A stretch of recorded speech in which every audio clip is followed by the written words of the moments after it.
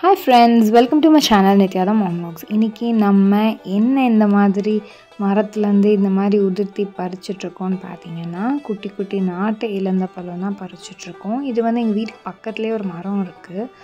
இது வந்து உடம்புக்கு அவ்வளோ நல்லது. டெய்லி நிறைய காய்க்கும், சீசன் வேறு, அதனால அம்மாவும் பாப்பாவும் அது எடுத்துகிட்ருக்காங்க. இதுலேருந்து நம்ம 90s கிட்ஸோட ஃபேவரட்டான இலந்த வடை எப்படி ஃப்ரெஷ்ஷாக வீட்டிலே செஞ்சு சாப்பிட்லான்னு தான் பார்க்க போகிறோம். வாங்க வீடியோக்குள்ளே போகலாம்.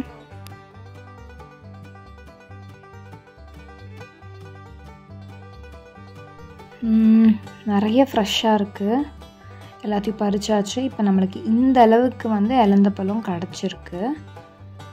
இப்போ என்ன பண்ண போகிறோன்னா வந்துட்டு இதில் காயெலாம் இருக்கும், அதெல்லாம் எடுத்துடலாம். அதோடு சேர்த்து பண்ணால் ரொம்ப கசப்பு வந்துடும்.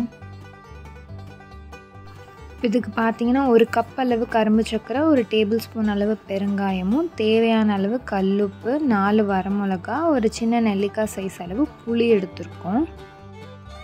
இப்போ நம்ம மிளகா, புளி, உப்பு இதெல்லாம் கரும்பு சர்க்கரை எல்லாத்தையும் போட்டு என்ன பண்ணலான்னா கொஞ்சம் பழத்தையும் எடுத்து அதில் போட்டு அரைச்சிக்கலாம். இப்போ அது கொஞ்சம் அரைஞ்சதுக்கப்புறம் பேலன்ஸ் இருக்கிற பழத்தையும் அதில் போட்டு அரைச்சிக்கலாம். இப்போ பெருங்காயம், சர்க்கரை ஆட் பண்ணி எல்லாத்தையும் நல்லா அரைச்சிக்கலாம். இது வந்து கடையில் நம்ம பேக்கெட்டில் வாங்கி சாப்பிடும்போது அது கொட்டை இடிச்சிருவாங்க, வாயில் குத்திகிட்டே இருக்கும். இது நம்ம இப்படி கிரைண்ட் பண்ணும்போது சீடு வந்து தனித்தனியாக முழுசாக வந்துடும். சாப்பிடும்போது நம்ம அப்படி ஜஸ்ட் துப்பிக்கலாம், அவ்வளோக்கு டிஸ்டர்ப் ஆகாது சாப்பிடும்போது.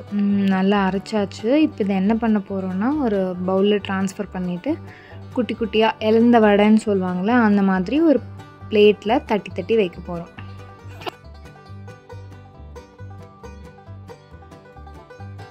இது வந்து கையில் பயங்கரமாக ஒட்டும், அதனால் கையில் நல்லா 2 கையிலையும் எண்ணெய் தடவிட்டு அப்புறம் வந்து தட்டி தட்டி தட்டில் வைக்கலாம்.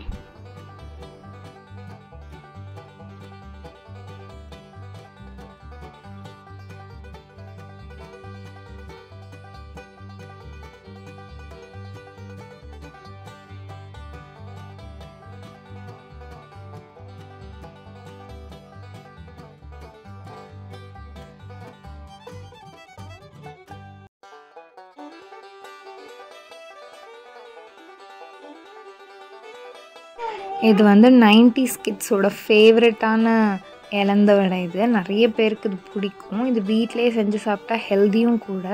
உங்களுக்கு காரம் கம்மியாக வேணால் சுகர் ஜாஸ்தி பண்ணிவிட்டு ஒரு மிளகா கம்மி பண்ணிக்கலாம். இப்போ இதை வந்து ஒரு 2 to 3 days நல்ல வெயிலில் காய விட்டுருங்க.